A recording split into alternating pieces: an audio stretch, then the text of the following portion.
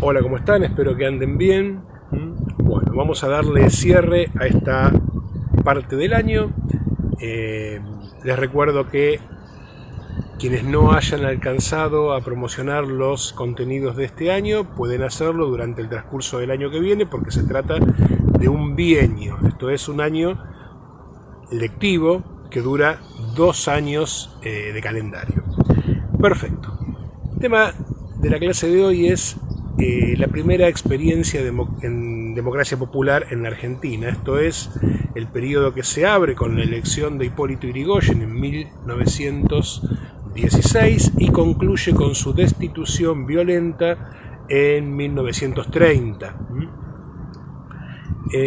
Acuérdense que la Argentina, antes de las elecciones de 1916, poseía un régimen electoral restrictivo, no cualquier persona podía participar en política, los partidos políticos no estaban reconocidos, la mayoría. El único partido reconocido estaba copado por la aristocracia conservadora, con una idea muy precisa y muy clara de cómo tenía que ser la nación y al servicio de quién estaba esa nación y ese Estado. Bien, habiendo pasado el helicóptero que metía demasiado ruido, seguimos. Entonces, en 1916 va a ser electo el candidato de la Unión Cívica Radical, Hipólito Yrigoyen. La política de Hipólito Yrigoyen es compleja como para poder resumirla demasiado. Vamos a tratar de hacerlo lo más sintéticamente posible. Primero que tenemos que entender es que él representa un sector que no estaba contemplado como actor político por los conservadores. Esto es, las clases medias urbanas y parte del sector obrero. Sector obrero que tenía sindicatos controlados por la Unión Cívica Radical. Sin embargo, no eran la única expresión política en ese Buenos Aires de principios del siglo XX. También existían sindicatos, organizaciones obreras, controladas por anarquistas primeros, luego comunistas afiliados al Partido Comunista o seguidores de las ideas del Partido Comunista, que había protagonizado una revolución exitosa en 1917 en Rusia. Entonces esto hacía que el panorama político fuera por lo menos complejo desde ese punto. Una de las grandes virtudes políticas de Yrigoyen había sido la de permitir el ingreso a su partido político, la Unión Cívica Radical, de cantidad de gente sin importar demasiado cuál fuera su procedencia. Él decía, para hacer un rancho hasta la bosta es necesaria, con lo cual se permitió incorporar dentro de la Unión Cívica Radical personajes muy identificados con el gobierno conservador anterior. Desde construido este entramado político, digamos, queda por definir a quién representa esta Unión Cívica Radical. Algo habíamos dicho ya, representa a los sectores medios urbanos, lo que llamamos empleos de cuello blanco. Esto eran docentes, bancarios, gente vinculada a la administración del Estado. Y algunos sectores de la clase trabajadora. El gobierno de Yrigoyen se va a caracterizar sobre todo, y él lo va a caracterizar, va a resaltar ese aspecto por la austeridad. A diferencia del gobierno conservador, en donde, si recordamos o si vemos algún documental alguna vez sobre lo que fue la Argentina del centenario, esa demostración fastuosa de una clase alta que se celebraba a sí misma, el gobierno de Yrigoyen va a ser un gobierno de austeridad, decíamos, un gobierno de pocos gastos, de tratar de achicar el gasto del Estado. Por lo menos en lo que tiene que ver con lo ostentoso, con lo fastuoso. Va a ser un gobierno de administración. La burocracia estatal va a crecer mucho en esos años y esos puestos dentro de la burocracia estatal van a ser la moneda de pago que Yrigoyen va a pagar a cambio de determinados favores políticos. Ahora bien, entre las acciones más recordadas de Yrigoyen se encuentra la de llevar adelante el proceso de reforma universitaria, que era un reclamo de los estudiantes de la Universidad de Córdoba histórico. La universidad estaba en manos para ese momento de la Iglesia Católica. La Iglesia Católica tenía mucha presencia en la universidad y esto ocasionaba no solo un retraso en cuanto a la calidad educativa que allí se brindaba, no se modernizaban las currículas, no se profundizaba en los nuevos aspectos científico-técnicos del conocimiento, sino que se mantenía todo bastante parecido a como había sido en el siglo XIX, sino que además era un bastión, de alguna manera, de la vieja oligarquía de los conservadores, que estaban en muy buenos términos con la Iglesia Católica. Todo esto Irigoyen lo va a desarticular en 1918 cuando se lleva adelante la reforma universitaria. Y esto lo va a predisponer muy mal con ese gran elemento de poder dentro de la política argentina, ese gran vector del poder que es la Iglesia Católica. Esto lo va a enfrentar a la Iglesia Católica. ¿Qué obtiene la universidad? Bueno, en principio va a obtener esa modernización que se reclamaba. Es una universidad que se mete de cabeza en el siglo XX, que es el siglo de los grandes avances tecnológicos. Y luego va a obtener finalmente la autonomía, esto es que sea la propia universidad y sus miembros, docentes, estudiantes, los que puedan elegir a sus autoridades. Esto permanece así hasta el día de hoy. La autonomía universitaria es algo muy importante. La gratuidad del sistema también se fija en esa época. Todo esto uno lo cuenta rápido, pero hay que entender que no fue sin conflictos. Se dieron una cantidad enorme de discusiones en el campo intelectual y se dieron las discusiones en la calle también, con la gente peleándose en la calle, los defensores de la presencia de la Iglesia en la universidad y los defensores de la laicidad, ¿no? del alejamiento de la Iglesia en la gestión de la universidad. Bien. La relación de Irigoyen con el movimiento obrero es una relación complicada. A los sindicatos afines, Irigoyen va a tratarlos con mano de pluma y los va a tratar muy bien. Mientras que a los sindicatos más combativos, controlados por las facciones anarcosindicalistas o comunistas directamente, los va a reprimir con suma dureza. En 1919 se va a producir el levantamiento de los talleres Bacena, unos talleres metalúrgicos en la capital federal, con el resultado de una represión, si no sin precedentes, por ahí. Sí, en todo caso, es la represión más feroz que sufre hasta ese momento el movimiento obrero. Se reprime la toma de los talleres Bacena, se reprime a los trabajadores que al día siguiente tratan de llevar al cementerio en caravana a los restos de sus compañeros asesinados. Y esto es solo el preámbulo para lo que va a ser esa relación tan conflictiva. Vamos a tener también durante su gobierno los levantamientos en el noreste argentino, los levantamientos contra la Forestal, esa gran empresa de capitales británicos que extraía quebracho del noreste argentino. Allí va a haber una gran rebelión dentro de los quebrachales que va a ser aplastada a sangre y fuego por las fuerzas del Estado Nacional. Va a actuar allí la gendarmería creada específicamente para ello. Y también se van a producir los episodios de las huelgas patagónicas con su trágico desenlace. Allí Irigoyen va a destacar al propio ejército argentino a que pacifique el extremo sur del país. Entre los reclamos de los trabajadores de las huelgas patagónicas, de las estancias de capitales casi todos británicos en el sur, se reclamaban cosas que hoy parecerían ridículas. Por ejemplo, que los botiquines para poder curarse si se lastimaban, porque no había hospitales, tuvieran instrucciones en castellano, porque las instrucciones eran en inglés, entonces los tipos no podían leer eso. Se pedía una vela, por ejemplo, una vela por semana para poder leer un rato antes de acostarse. Todo ese movimiento huelguista fue aplastado con extrema crueldad. Se calcula que entre 2.000 y 3.000 trabajadores rurales perdieron la vida en la represión.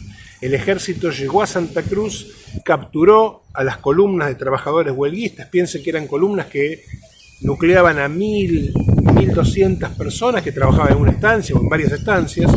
los expolió de todo cuanto poseían, les robó hasta las mantas en las que dormían, luego los obligaron a cavar fosas y en las mismas fosas que habían cavado, allí mismo se los fusilaba y otra tanda de trabajadores era ingresada, obligada a tapar los restos de sus compañeros, a cavar la propia fosa que los iba a albergar y luego sumariamente fusilados. No tiene el movimiento obrero un recuerdo agradable de Irigoyen. Vamos a decirlo así. En 1928 concluye el primer gobierno de Irigoyen y es reemplazado por Marcelo Torcuato de Alvear. En 1922. Marcelo Torcuato de Alvear lleva un gobierno de corte mucho más conservador que el que Irigoyen había llevado adelante. Incorpora en su gobierno a tipos como Agustín P. Justo, un miembro eminente del Partido Conservador, al que pone nada menos que como jefe de las Fuerzas Armadas, ¿no? Entonces, esto hace que rápidamente las Fuerzas Armadas comiencen a tener una ideología antirradical, anti-irigoyenista y más conservadora. Esto va a ser importante unos cuantos años después. Durante el gobierno de Alvear también se modernizan las fuerzas militares, se obtiene un crédito muy grande de Inglaterra que es usado en su totalidad para armar a las Fuerzas Armadas. ¿Y cuál es el mayor problema que va a tener el gobierno de Alvear? Bueno, es un problema bastante contemporáneo. La Argentina gasta más dólares de los que ingresa. Esto es así porque, por supuesto, las compras, para el momento del gobierno de Alvear, las compras en el mercado exterior se hacían centralmente en Estados Unidos. Entonces había que pagar todos esos productos manufacturados que la Argentina no producía, como en la actualidad, hay que pagarlos en dólares. ¿Y la Argentina cómo obtiene dólares? Porque no los emite. La Argentina los obtiene a través del comercio internacional, a través de las exportaciones. Ahora bien, las exportaciones no las hace el Estado argentino, las hace siempre un particular, una persona que tiene campos, ¿sí? O un grupo de personas. Entonces, el Estado no dispone de la totalidad de esos dólares. Puede obligar a estas personas a dejar en el Banco Central de la Argentina una parte de esos dólares, pero no dispone de la totalidad. Y de esos dólares que el Estado argentino posee, es con lo que respalda las compras en el mercado internacional. ¿Qué le ocurre a Alvear? Bueno, lo que pasa en la actualidad. La Argentina gasta más de lo que ingresa y los dólares se acaban. ¿Cómo plantea solucionar esto Alvear? Bueno, él tiene una idea bastante brillante, les diría. ¿Sí? Él plantea que la Argentina debe dejar de destinar dólares a la compra de hidrocarburos. Es un país que tiene reservas de petróleo, ya se sabe esto, pero que no han sido jamás explotadas.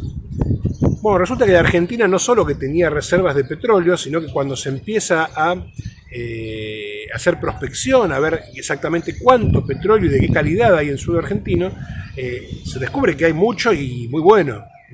Esto despierta el interés de algunos capitales extranjeros que pretenden privatizar esos recursos. Pretenden que esos pozos de petróleo sean explotados por las grandes petroleras internacionales. A esto Alvear se va a oponer y se va a ganar la enemistad de algunos miembros de la oligarquía local, conservadores ellos, que entienden que aquí está la posibilidad de que la Argentina vuelva a hacer negocios con Gran Bretaña y que a ellos como agroexportadores, por supuesto, les vaya mucho mejor. ¿Y por qué les estaba yendo mal? Esto es importante, ¿sí? Estados Unidos se caracterizó siempre por la desigualdad en el trato económico. Si anteriormente la Argentina le compraba a Gran Bretaña y le vendía sus productos, en el caso de Estados Unidos esto es distinto. La Argentina va a comprar productos norteamericanos, pero Estados Unidos rápidamente va a decir carne argentina no compramos. Y esto genera un conflicto. Con cualquier excusa lo van a hacer diciendo que el ganado argentino tiene aftosa, que la carne no es apta para el consumo. En realidad lo que hace Estados Unidos es proteger a sus productores de carne y no generarles una competencia comprando en el exterior. Por supuesto, a esto se va a oponer la oligarquía argentina, que tenía la mayor parte de sus activos en vacas. ¿Y qué es lo que plantean? Volver al circuito británico. ¿Qué pide Inglaterra para volver al circuito? Inglaterra pide los pozos de petróleo. Y aquí es donde Alvear se opone. Y aquí es donde se empieza a producir una ruptura muy importante entre lo que era esa cierta unidad y estabilidad que se había logrado y algo que ya es insostenible, ¿no? O sea, no se puede estar bien con Dios y con el diablo. Se va a producir una división dentro del radicalismo. Los seguidores de Alvear se van a oponer a la candidatura de Irigoyen y se van a llamar a sí mismos antipersonalistas porque estaban en contra de esa conducción personalista que Irigoyen le imprimía al partido, mientras que los seguidores de Irigoyen se van a llamar justamente personalistas. Bien, los números favorecen a los seguidores de Irigoyen, indudablemente, a los irigoyenistas, a los personalistas, y esto va a hacer que Alvear y los suyos se alíen con los conservadores.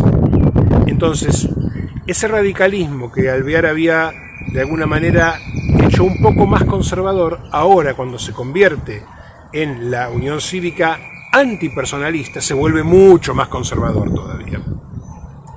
De todas maneras, todo esto va a pasar a cuarto intermedio porque en 1928 Hipólito Yrigoyen gana las elecciones por segunda vez y se consagra presidente. Yrigoyen va a tratar de repetir las fórmulas de su gobierno anterior, aquellas que le habían dado buen resultado.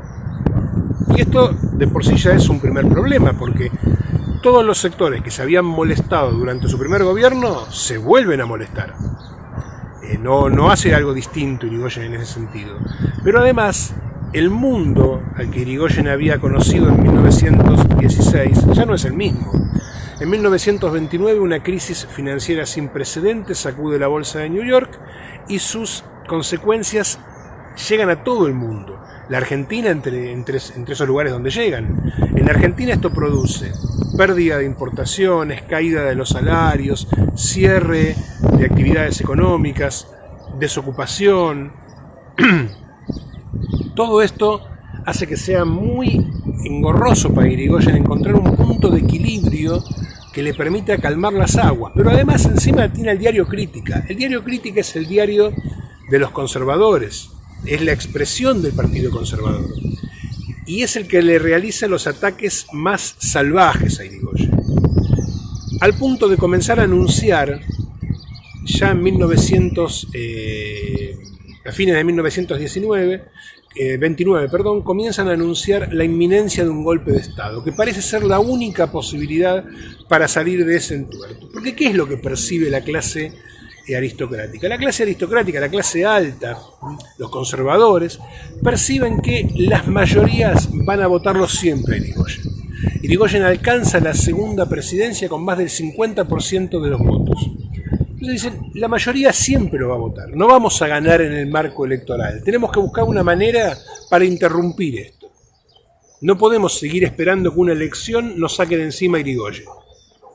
Y esa manera va a ser nada más y nada menos que un golpe de Estado. Un golpe de Estado que se va a llevar adelante el 6 de septiembre de 1930, protagonizado por el que era director del Colegio Militar de la Nación, José Félix Uriburu, un hombre de ideas muy conservadoras, prácticamente un hombre con ideas del siglo XIX, devoto católico, muy comprometido en la idea de ordenar a la Argentina bajo un esquema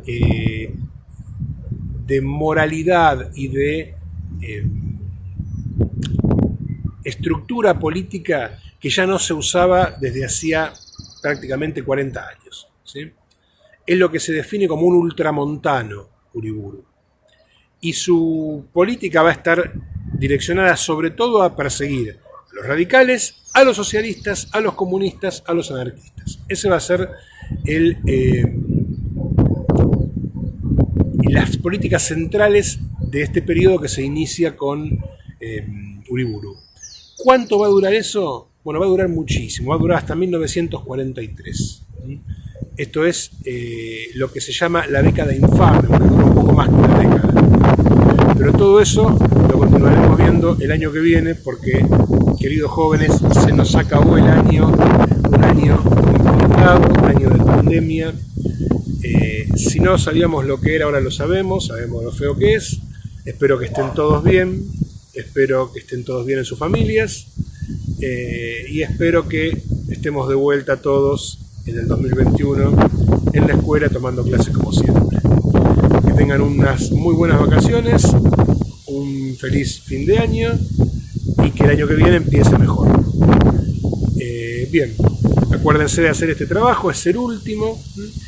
Y si por algún motivo tienen algún problema y no lo pudieran hacer, no lo pueden resolver, por favor se contactan conmigo a través del Classroom y vemos cómo estuvo su desempeño durante el año, vemos qué podemos hacer al respecto.